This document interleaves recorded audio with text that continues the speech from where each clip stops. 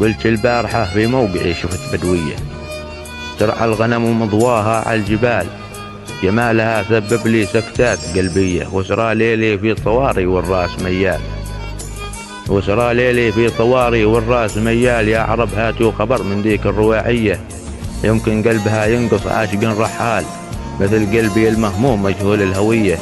ولي فيه الحزن والنكد دوب شغال،